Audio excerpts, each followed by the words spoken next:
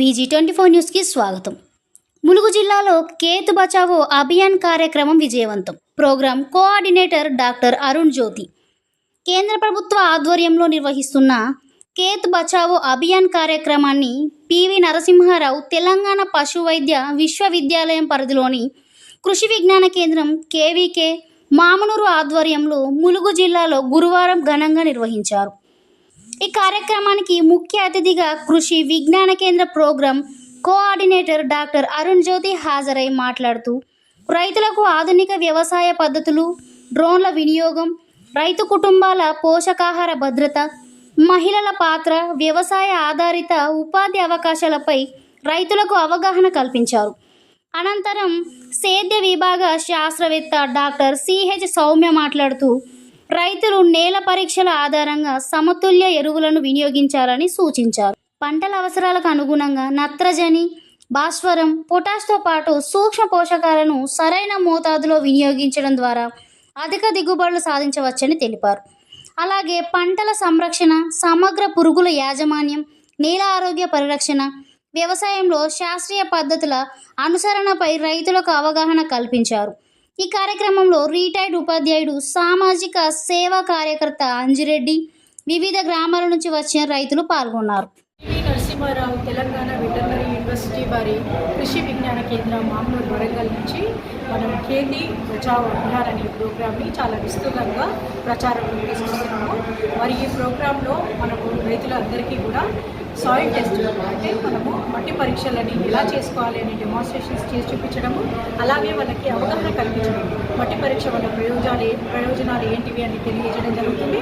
అలాగే వాళ్ళు మట్టి పరీక్షతో పాటు వ్యవసాయాన్ని న్యాచురల్ ఫార్మింగ్లోకి షిఫ్ట్ కావాలి అని మనం ప్రమోట్ చేస్తున్నాము.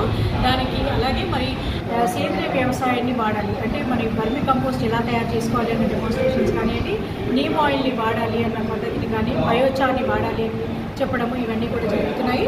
మరి ఈ కార్యక్రమంలో అనుకూలంగా ఈరోజు ములుగు ప్రాంతంలో పర్యటించి 200 పైగా అంటే 300 చెలుకు రైతులు, మహిళలకి మరియు రైతులకి అవగాహన కల్పించడం జరిగింది. ఇది అలాగే ములుగే కాకుండా జయశంకర్, భూపాల్పల్లి, జనగాము, వరంగల్, హన్మకొండ ఈ జిల్లాలలో కూడా విస్తృతంగా ప్రచారం చేస్తున్నాం. మేడం, గతంలో వర్మి కాంపోస్ట్ తయారు చేయాలని రైతులకు గవర్నమెంట్ ప్రొవైడ్ చేసింది, అది సక్సెస్ కాలే కదా? మరి సక్సెస్ కాకపోవడం అంటూ ఏం లేదండి. అయితే వర్మి కంపోస్ట్ తయారు చేయడంలో కొంచెం శ్రద్ధ, అంటే వాళ్ళకి మెలకువలు తెలిసి ఉండాలి. ఒక ట్రైనింగ్ని పొంది ఉంటే వాళ్ళు ఈజీగా వర్మి కంపోస్ట్ని తయారు చేసుకోవచ్చు. దానికి ఏమి ఎక్కువ ఖర్చు పట్టదు. అయితే దాన్ని తీసుకోవాల్సిన మెలకువలు తీసుకుంటే అది సులువైన పద్ధతి. నియమాలు అంటే వేప చెట్లు అనేది సర్వనాశనం అయిపోయింది. ఇప్పుడు నియమాలు ఎక్కడ అంటే ఒరిజినల్ నియమాలు ఎక్కడ దొరుకుతుంది? అంటే దొరుకుతున్నాయి ఇప్పుడు మనకి నీమ్ ఆయిల్ కూడా. అయితే రైతులకు అవగాహన ఉండాలి, దాన్ని తీసుకురావాలి, వాడుకోవాలి అని ఎప్పుడైతే వాడుకలు వస్తుందో దాని సప్లై కూడా పెరుగుతుంటుంది. మనం ఇంటి దగ్గర కూడా అంటే వేప చెట్లను పెంచుకోవడం కానీ వాటిని సంరక్షించుకోవడం చేసుకోవాల్సిన అవసరం కూడా ఎంతైనా ఉంది. ఇప్పుడు doctor Arun Jyothi, senior scientist, KVK head, Mamnoor Warangal. నమస్కారం అండి. నా పేరు డాక్టర్ CH సౌమ్య, కృషి విజ్ఞాన కేంద్రం మామనూరు వరంగల్లో నేను వ్యవసాయ శాస్త్రవేత్తగా పనిచేస్తూ ఉన్నాను. సమగ్ర ఎరువుల యాజమాన్యం పైన ఈరోజు ములుగు జిల్లాలో రైతు వేదికలో రైతు మహిళలకి అట్లాగే రైతులకి వాళ్ళకి అవగాహన కార్యక్రమాన్ని నిర్వహించడం జరిగింది. ఈ కార్యక్రమంలో భాగంగా సేంద్రియ పద్ధతులతో ఎట్లాగా పండించుకోవాలి, పంటలను పండించుకోవాలి, అట్లాగే సేంద్రియ ఎరువుల ప్రాముఖ్యతను కూడా రైతులకు సవివరంగా తెలియజేయడం జరిగింది.